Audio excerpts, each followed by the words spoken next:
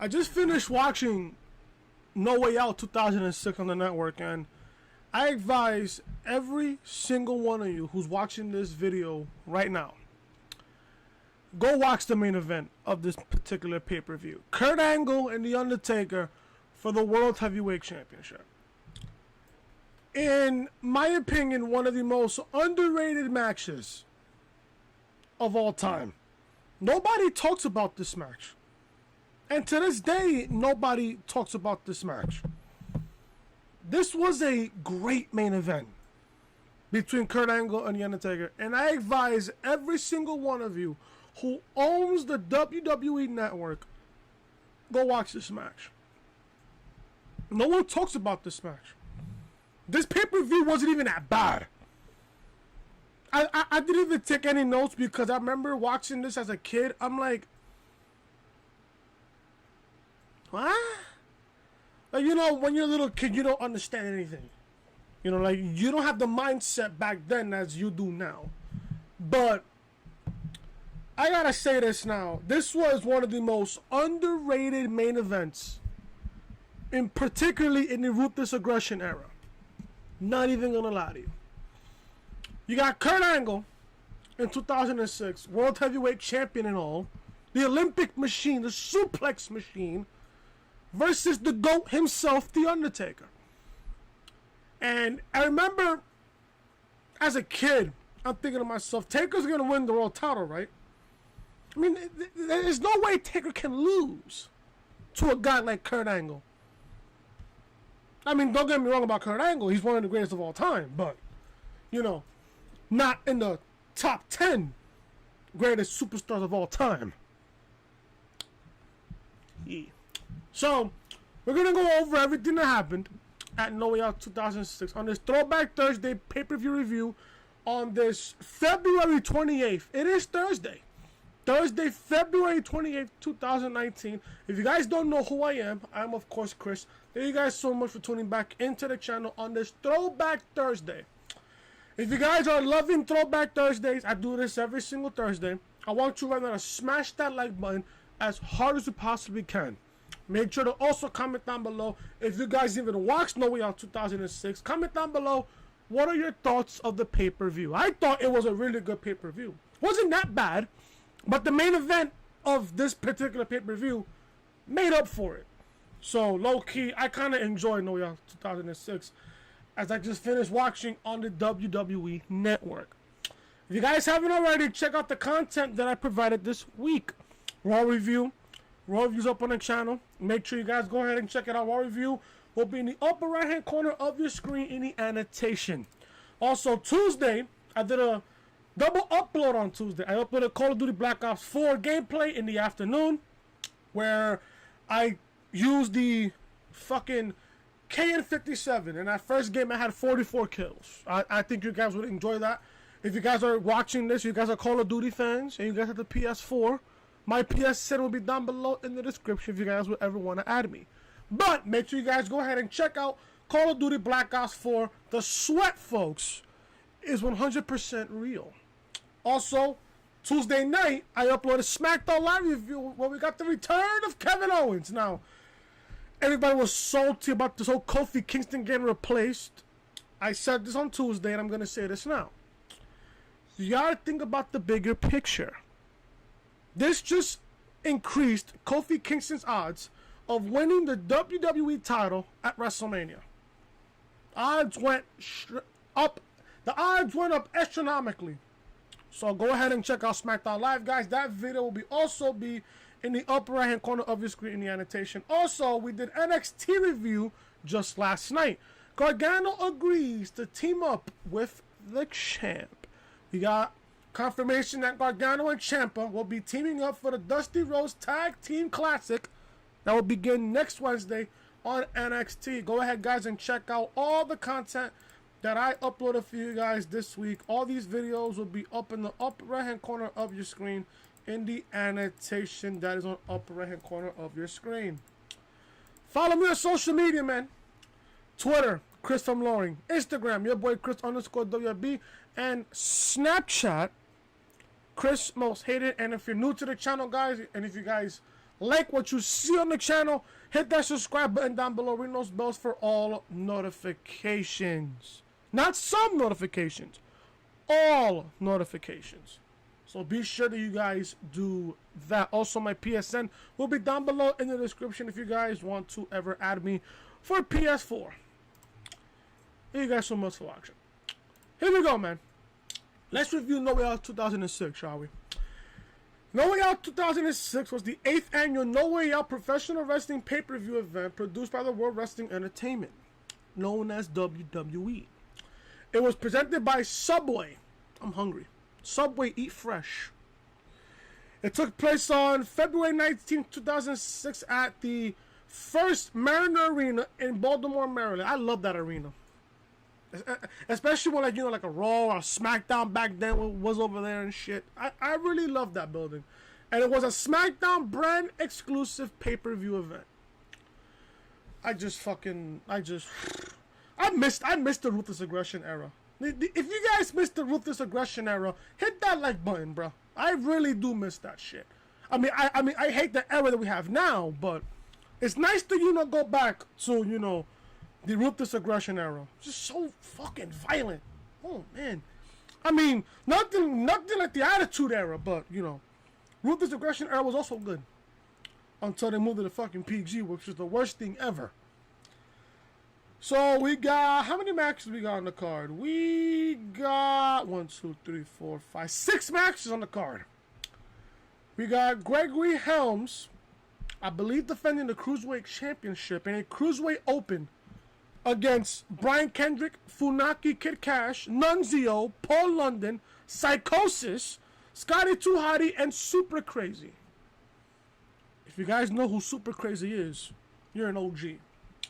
Also, we got JBL going up against Bobby Trashley. Yes, folks, Bobby Trashley will also be going into Throwback Thursday if he's on the card. On the pay-per-view that I'm reviewing. Yeah. So we got, that's in a singles match. We got Matt Hardy and Tatanka versus Eminem, Joey Mercury, and Johnny Nitro. And then we got Chris Benoit versus Booker T for the United States Championship. Then we got Randy Orton versus Rey Mysterio in a singles match to determine the #1 contender for the World Heavyweight Championship at WrestleMania 22. And then we got that legendary, underrated main event. Kurt Angle versus The Undertaker. And my phone is going off right now. For the World Heavyweight Championship. I said this in the beginning of this review, and I'm going to say it here now again. Kurt Angle versus The Undertaker. I advise you guys to go watch this particular pay-per-view. This particular main event. This was one of the most underrated main events. I think not only in the Ruthless Aggression era, but this was one of the most underrated main events in not only Kurt Angle's career, but The Undertaker's career as well. So we're going to go over everything that happened here. Oh, and by the way, Boogeyman versus Simon Dean was taped for Sunday Night Heat. If you guys missed Sunday Night Heat, let me know. The first match was a 9-man match for the Cruiserweight Championship. It was Gregory Helms defending the title against Brian Kendrick, Funaki, Kid Kash, Nunzio, Paul London, Psicosis, Scotty Hotty, and Super Crazy. In the beginning, Helms hid outside the ring, but his opponents brought him into the ring and attacked him. Helms received a sliced bread number 2, from Kendrick, a senton bomb from London, and the worm from Scotty.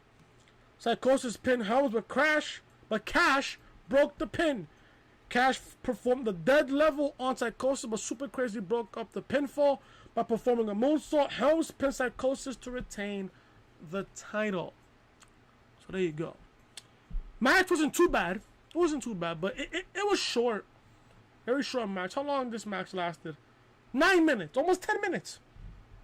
Everybody got their stuff in. Gregory Helms retained the title. Good. Good.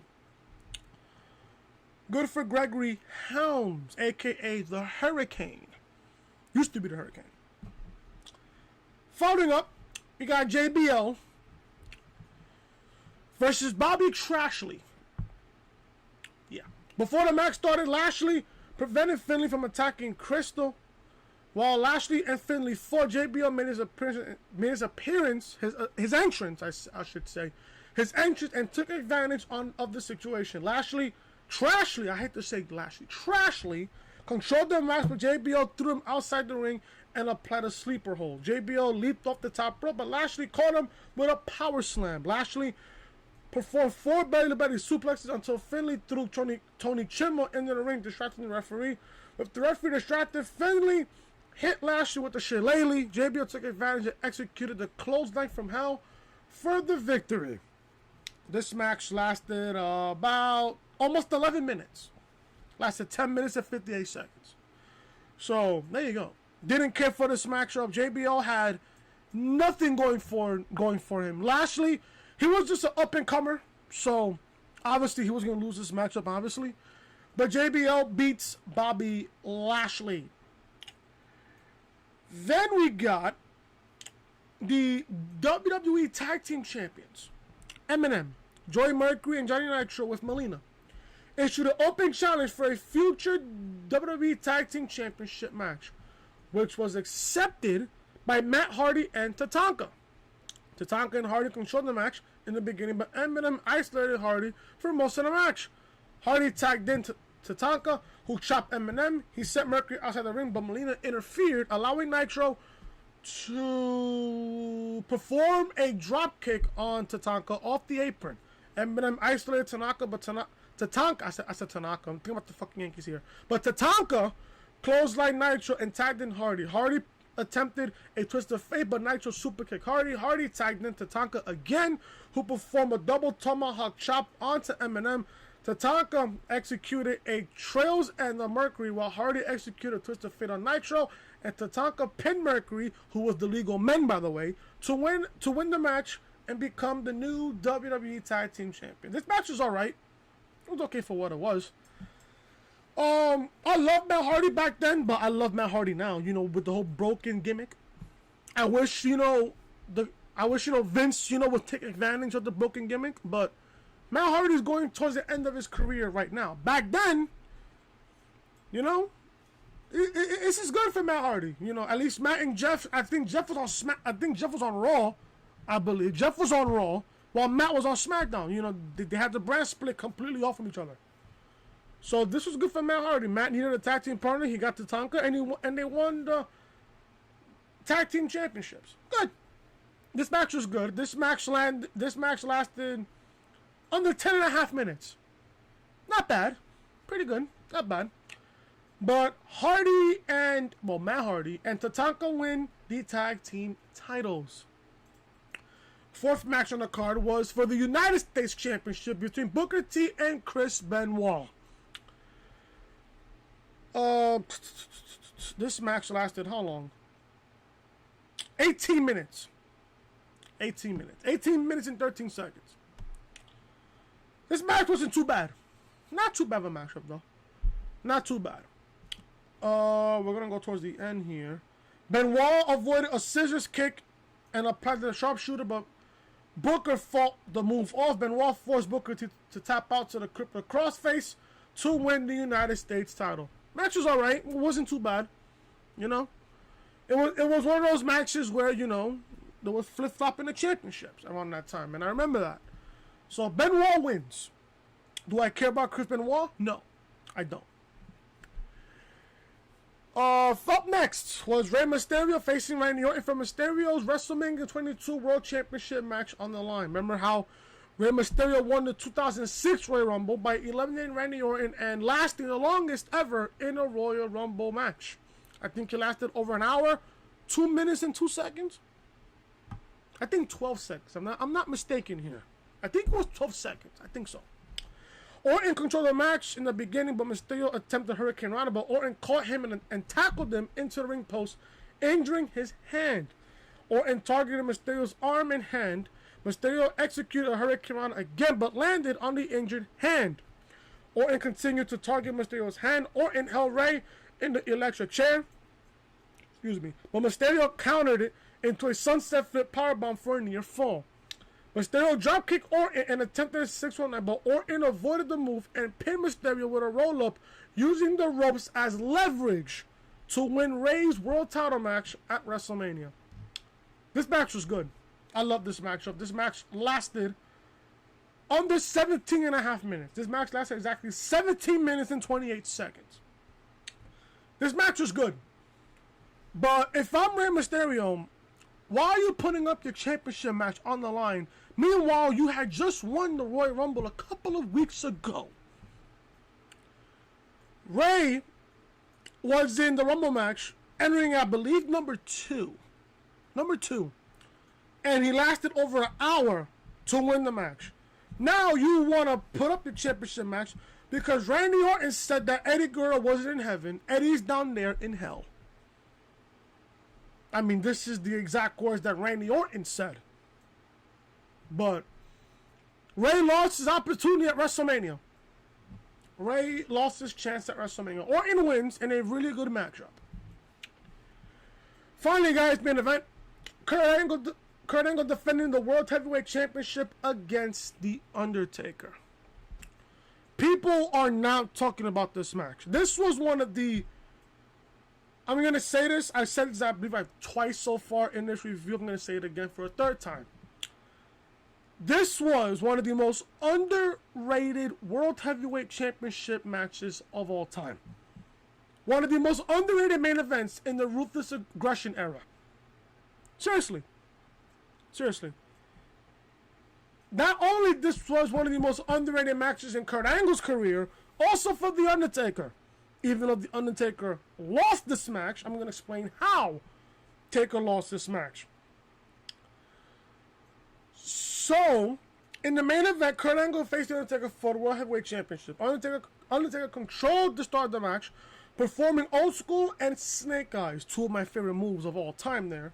Angle performed the German supers on Undertaker and sent Undertaker into the barricade. Undertaker tackled Angle into the ring post and dropped the leg on him while Angle was on the apron. I just love that move. That's vintage Undertaker right there. That's classic offense. Taker attempted a chokeslam, but Angle kicked Undertaker's leg to counter. Angle applied an ankle lock. Taker sent Angle outside the ring and attempted another leg drop, but Angle countered with the ankle lock again. Angle released the hold and applied the ankle lock outside the ring. Angle applied the ankle lock in the ring, which Undertaker countered into a triangle choke. Now pay attention to this. As they fought outside the ring, Angle executed an angle slam through the announce table. After countering each other's signature moves, Angle executed an angle slam for a near fall. Now this is where it got really, really interesting here. Undertaker applied a triangle choke.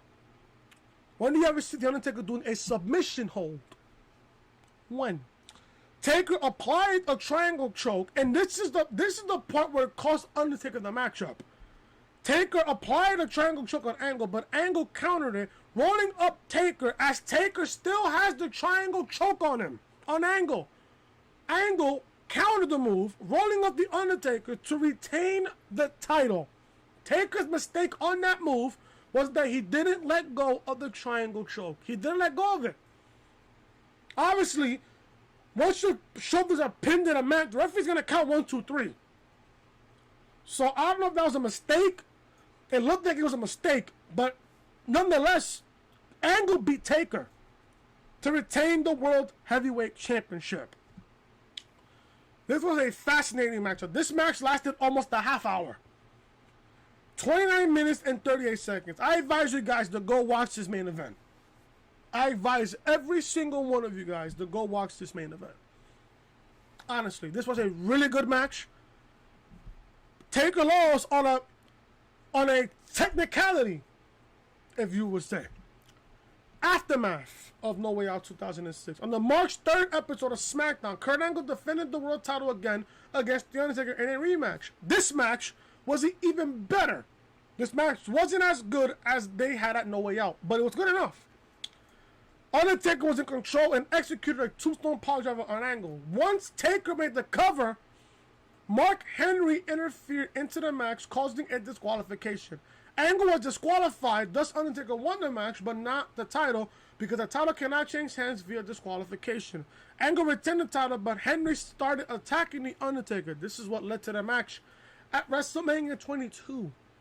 Henry splashed Undertaker through the announcer's table. This led to a casket match between Taker and Henry at WrestleMania 22 in Chicago, which Undertaker won. Due to Orton defeating Mysterio at No Way Out for Mysterio's World Championship title opportunity, SmackDown General Manager Theodore Long, however, disgusted by Orton's actions in the match at No Way Out, booked Orton and Mysterio against Angle in a triple threat match for the World Heavyweight Championship, which took place at WrestleMania. Mysterio went on to win the match and the World Heavyweight title from Angle after pinning Orton for the win, thus dedicating this match to Eddie Guerrero. There you go. There you go, folks. In one of the most underrated pay-per-views I have ever seen. I'm telling you guys, go watch this fucking match between Angle and The Undertaker. Classic stuff. Just straight old school shit. Go watch it, guys. Thank you guys so much for watching. Hope you guys enjoyed this Throwback Thursday. If you guys enjoyed this review of No Way Out 2006, smash that like button as hard as you possibly can. Make sure to comment down below what you guys thought of the pay-per-view and the review. Also, if you guys are wrestling fans, I want you guys to hit that subscribe button down below. Ring those bells for all notifications. We are on the road to 100 subs right here on YouTube. I'm about to hit 40.